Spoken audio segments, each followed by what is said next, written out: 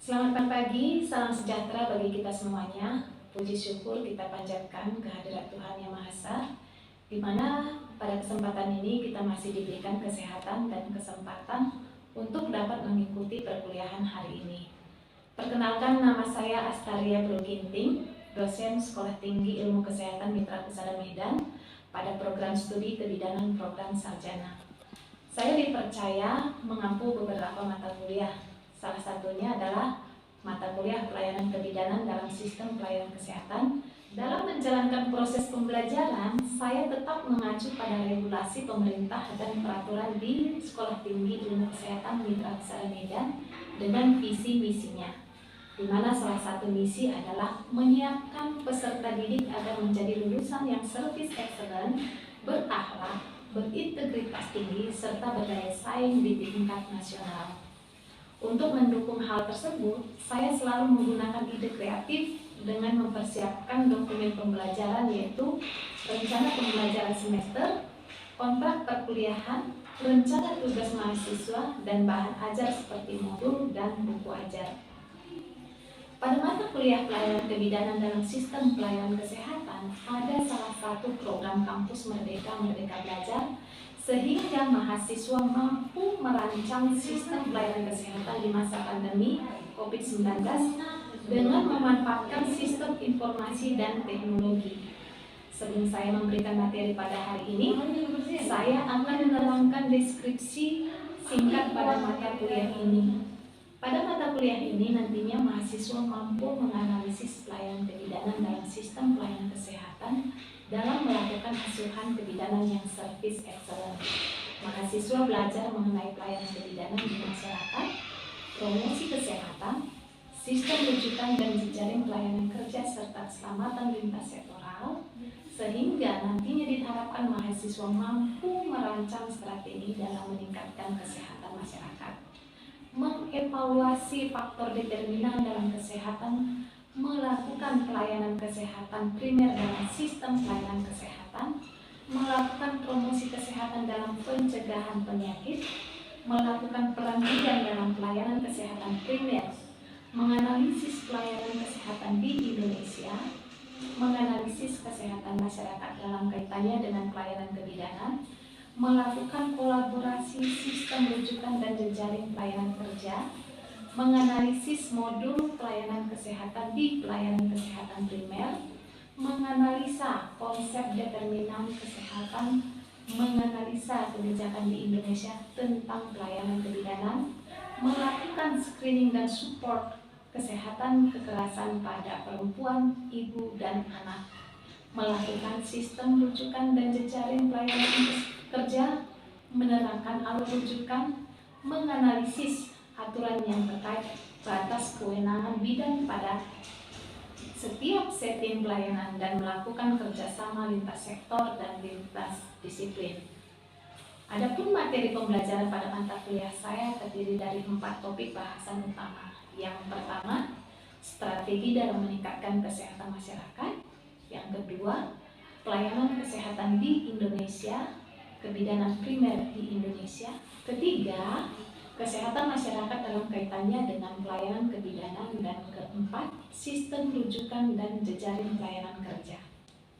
Adapun metode pembelajaran pada mata kuliah saya ini adalah problem based learning, role play, small group discussion, contextual learning, collaborative learning. Dengan berbagai metode, nantinya mahasiswa akan lebih kreatif dan inovatif dalam meningkatkan kesehatan masyarakat sesuai dengan tujuan pembelajaran. Adapun sistem penilaian yang saya terapkan yaitu penilaian pada sikap dengan bobot 5%, kuis 5%, tugas bobotnya 45% yang terdiri dari tugas rutin, critical book, critical journal, rekayasa ide, dan mini riset masing-masing dengan bobot 5%, dan tugas proyek sebesar 20%. Penilaian lainnya seperti seminar bobotnya 5%. Penilaian ujian tengah semester sebesar 15%, dan terakhir penilaian pada ujian akhir semester dengan bobot 25%. Baiklah, di sini saya akan memberikan video pembelajaran saya yang dilaksanakan secara Zoom dengan mahasiswa. Baik, selamat siang bagi kita semuanya. Selamat siang, Bu. Oke, selamat siang, salam sejahtera bagi kita. Gimana keadaannya di kampung? Sehat? Alhamdulillah Sehat, puji Tuhan sehat, Bu. Sehat. Udah lama kita nggak ketemu ya. Saya berharap kalian cepat balik. Ya, pandemi ini segera berlalu sehingga kita bisa berjumpa di kampus kita tercinta. Ya, tetap jaga kesehatan, Nak. Kalau misalnya sekarang kan masih level 3 ya. Kalau di Medan udah zona merah katanya, hampir zona hitam. Nah, jadi kalian juga harus menjaga kesehatan kalian supaya kita bisa tetap melakukan perkuliahan kita dari hari ke hari. Baik, hari ini kita akan membahas tentang promosi kesehatan dan pencegahan penyakit. Kemarin sudah saya masukkan materi di Google Classroom. Mungkin kalian semuanya sudah membaca ya. Ada yang belum membaca? Sudah semua, Bu.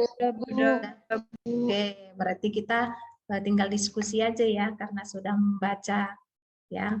Oke, saya akan share screen materi kita.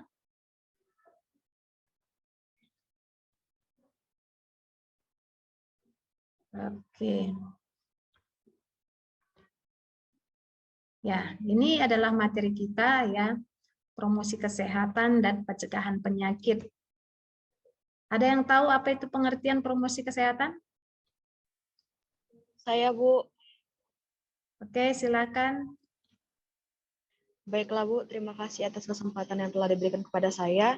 Menurut saya, promosi kesehatan itu adalah gabungan antara ilmu pengetahuan dan seni yang bertujuan untuk mengarahkan atau merubah pola pikir hidup masyarakat sehingga masyarakat tersebut memiliki kesehatan yang lebih optimal.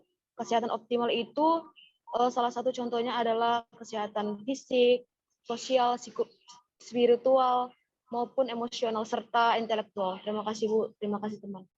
Baik, terima kasih Tiara. Oke, silakan. Ada lagi? Terima kasih untuk kesempatannya. Menurut saya itu promosi kesehatan itu adalah suatu tahap pertama dalam pencegahan penyakit. Jadi promosi kesehatan itu adalah suatu proses memberikan informasi kesehatan kepada masyarakat agar mampu untuk memelihara dan meningkatkan kesehatannya. Terima kasih. Terima kasih, sangat bagus ya. Berarti kalian sudah memahami apa itu pengertian dari promosi kesehatan. Ya, jadi promosi kesehatan itu adalah ilmu, pengetahuan dan seni. Ya, tidak hanya pengetahuan, tetapi juga seni. Ada seninya kalau kita misalnya melakukan promosi kesehatan. Di mana letak seninya? Bisa kita membuat melalui spanduk, bisa kita buat melalui media sosial dan lain sebagainya. Gunanya adalah untuk membantu orang lain mengubah gaya hidup untuk menuju kesehatan yang optimal. Tadi sudah disampaikan oleh siapa tadi? Si Tiara ya, Tiara, bahwa kesehatan yang optimal itu tidak hanya kesehatan fisik, tetapi juga sosial, ekonomi, spiritual, intelektual, ya. Jadi tidak hanya kondisi fisiknya yang sehat, tetapi juga spiritualnya juga, hubungannya dengan Tuhannya bagaimana, ya. Itu harus kita perhatikan, ya. Itu. Kemudian kesehatan merupakan totalitas dari faktor lingkungan, ya. Ada faktor perilaku, pelayanan kesehatan dan faktor keturunan.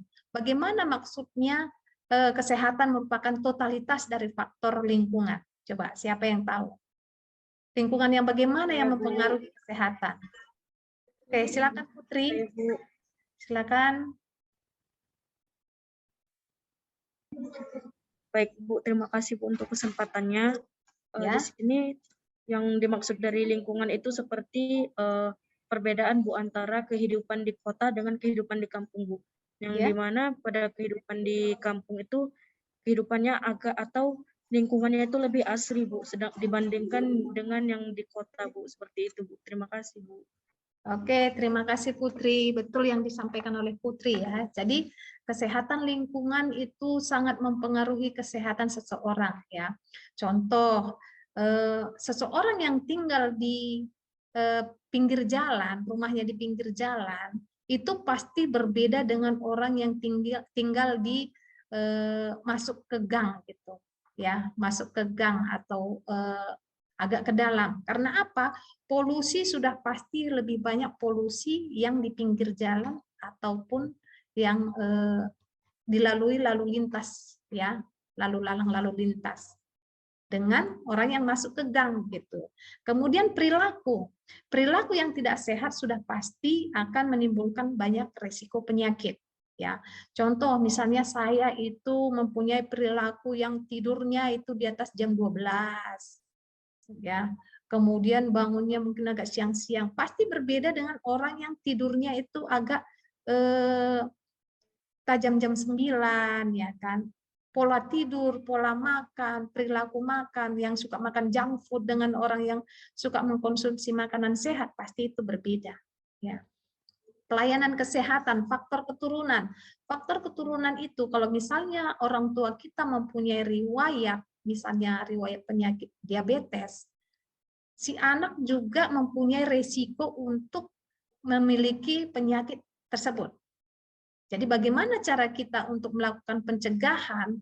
Yaitu dengan cara pola hidup sehat tadi, ya, mengkonsumsi makanan yang bergizi, olahraga, ya, kemudian mengurangi makan makanan yang banyak mengandung gula dan lain sebagainya. Tuh, ya. Jadi promosi kesehatan menurut WHO tahun 2009 itu adalah proses membuat orang mampu meningkatkan kontrol dan memperbaiki kesehatan mereka. Tidak hanya meningkatkan kontrol, tapi memperbaiki kesehatan mereka. Ya, makanya di sini adalah terjadi pemberdayaan masyarakat. Ya, kita memberikan penyuluhan kepada masyarakat. Tujuannya adalah masyarakat itu menjadi perpanjangan tangan kita kepada masyarakat yang lain untuk menyampaikan informasi tentang kesehatan. Tuh, ya. Kemudian promosi kesehatan merupakan pemberdayaan atau memandirikan masyarakat agar dapat memelihara dan meningkatkan kesehatannya seperti yang saya bilang tadi. Mereka bisa mandiri untuk menjaga kesehatannya, bisa mandiri untuk menyehatkan keluarganya, bisa mandiri untuk menyehatkan orang yang di sekitarnya. Ya, pemberdayaan itu sangat penting pemberdayaan dilakukan kepada masyarakat. Karena kalau petugas kesehatan semua melakukannya itu tidak sanggup, ya pasti tidak sanggup. Makanya kita butuh masyarakat. Kita berikan edukasi kepada masyarakat supaya masyarakat tersebut menjadi perpanjangan tangan kita untuk melakukan promosi kesehatan. Tuh. Kemudian di dalam kita melakukan promosi kesehatan itu tidak gampang, ya tidak gampang. Pasti ada hambatan-hambatan yang kita lalui.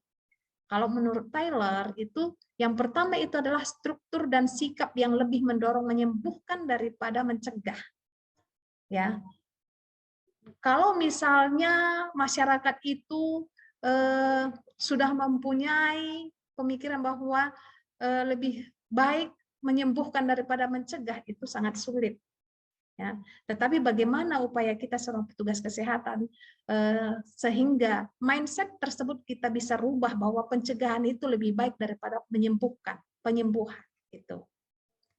Yang kedua itu adalah hambatan individual yang berkaitan dengan kebiasaan dan persepsi resiko jaring koperasi. Ya. Yang ketiga adalah perencanaan yang rumit. Kalau terlalu rumit, masyarakat akan tidak melakukan kehidupan kesehatan yang sebagaimana yang kita harapkan. Ya. Kemudian ada pencegahan penyakit, ya, pencegahan penyakit. Apalagi sekarang kan selama pandemi COVID ya kan, otomatis itu pencegahan penyakit itu betul-betul harus kita lakukan sehingga kita tidak terpapar dengan yang namanya COVID. Pencegahan penyakit merupakan segala bentuk upaya yang dilakukan oleh pemerintah, baik itu pemerintah daerah dan pemerintah kabupaten dan atau masyarakat untuk menghindari atau mengurangi risiko, masalah, dan dampak buruk akibat penyakit dari penyakit menular maupun tidak menular. Sekarang kan lagi pandemi COVID ya kan, penyakit yang menular, penyakit yang sangat kita takutkan karena apa? Dia tidak kelihatan, tetapi dia bisa menular ke kita. Ya, pencegahan penyakit digolongkan menjadi 3. Yang pertama itu adalah pencegahan primer, yang kedua pencegahan sekunder, yang terakhir adalah pencegahan tersier. Pencegahan primer itu adalah pencegahan yang sebenarnya, pencegahan yang dilakukan sebelum terjadi penyakit. Ya, contohnya apa? Coba, siapa yang bisa?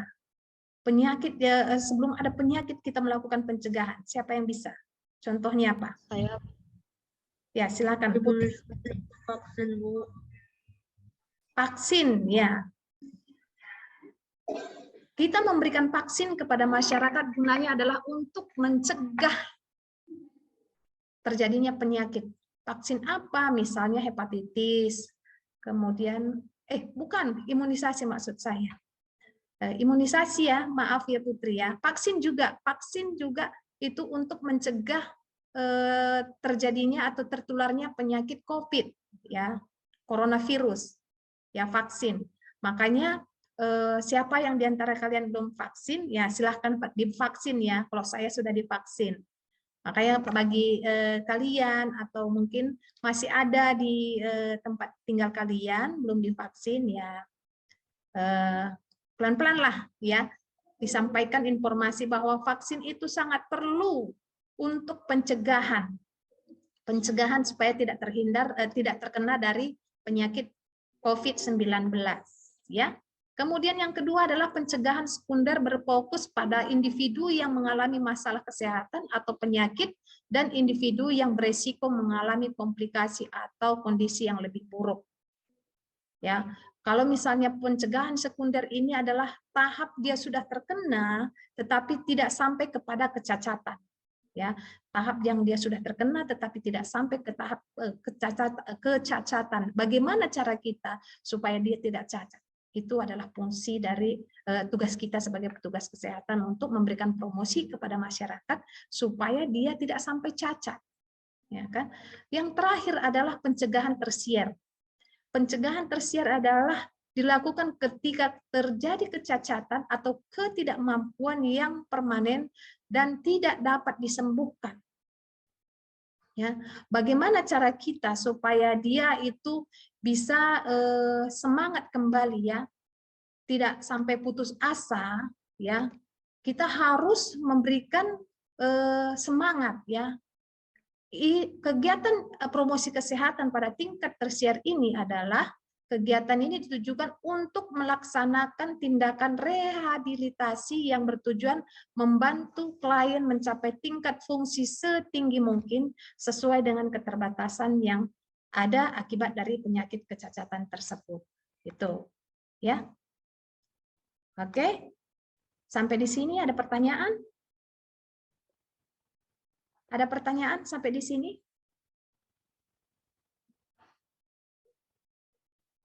Silakan. Saya, Bu. Oke, silakan. Siapa namanya? Baiklah, Bu. Perkenalkan, nama saya Yusra Khomaria, Bu. Saya ingin bertanya, Bu. Oke. Pada masa pandemi ini, Bu, sebagai tenaga kesehatan kan, Bu, ruang gerak kita itu semakin sempit, Bu. Jadi, Bu, bagaimana sih, Bu, cara kita sebagai tenaga kesehatan untuk mempromosikan kesehatan itu di pedesaan untuk agar tidak tertular COVID, Bu. Sedangkan kan pada masa pandemi ini, Bu, kemana-mana aja susah begitu, Bu. Ya. Terima kasih, Bu. Baik, terima kasih Yusra. Bagaimana cara kita pada masa pandemi ini melakukan promosi kesehatan, ya?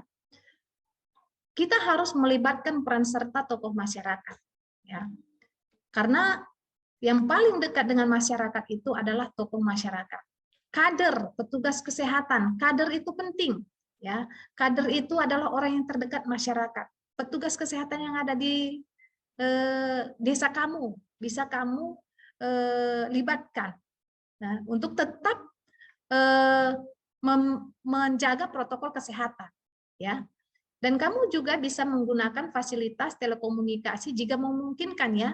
Kalau misalnya ada jaringan di tempat kamu, ya, kamu bisa menggunakan media sosial seperti WhatsApp, Facebook untuk mempromosikan kesehatan atau untuk mempromosikan kepada masyarakat di desa kamu bagaimana supaya kita tidak terkena dengan COVID. Ya. Itu lebih aman, ya, dengan cara kita menggunakan media sosial, boleh, ya. Kemudian kalian juga bisa menggunakan aplikasi, kan ada aplikasi kita, ya, aplikasi Mitra Health Store yang ada di Stikes Mitra Husada untuk melakukan promosi kesehatan kepada masyarakat di kampung kalian, ya. Apalagi kepada ibu hamil, ya. Di Mitra Health Store itu kan ada itu, ya, aplikasi yang bagaimana cara ibu hamil yang mau melakukan ANC tetapi dia takut misalnya datang ke klinik atau ke puskesmas karena COVID, itu ada di Mitra Health aplikasi yang kita punyai di Mitra Health Store kita, ya. Itu jadi harus kita melibatkan kerjasama dengan tokoh masyarakat, ya, karena di dalam masyarakat juga ada buku pedoman, mereka juga mempunyai buku, ya, mereka juga mempunyai buku pedoman bagaimana caranya tahap pemberdayaan masyarakat dalam pencegahan COVID-19, ya. Kalau misalnya kita mau melakukan pencegahan COVID-19, kita harus melakukan pendataan kesehatan warga terlebih dahulu. Mulai dari RT, RW, desa, kita mendata siapa-siapa aja yang keluar masuk, siapa-siapa saja yang mempunyai keluarga yang sakit, atau menghimbau warga untuk menginformasikan jika ada orang asing atau warga yang datang dari wilayah yang terjangkit COVID masuk ke wilayah tersebut, gitu. Itu, ya. Jadi kita harus melibatkan petugas kesehatan, tokoh masyarakat, kader yang ada di desa tersebut. Ya, Yusraya. Oke. Baik Ibu, terima kasih Bu. Terima kasih. Ada lagi pertanyaannya? Tidak ada? Oke, kalau tidak ada, kita akhiri perkuliahan kita hari ini. Jangan lupa minggu depan kita membahas tentang perkembangan kesehatan masyarakat, promosi pelayanan kebidanan sebagai pelayanan primer. Jadi, saya berharap kalian membaca banyak buku dan baca jurnal tentang perkembangan kesehatan masyarakat di Indonesia, terkhusus tentang pandemi kita, ya, pandemi COVID maksud saya, pandemi COVID, kalian baca-baca, minggu depan kita diskusi tentang perkembangan kesehatan masyarakat. Baik, terima kasih. Demikian pertemuan kita hari ini.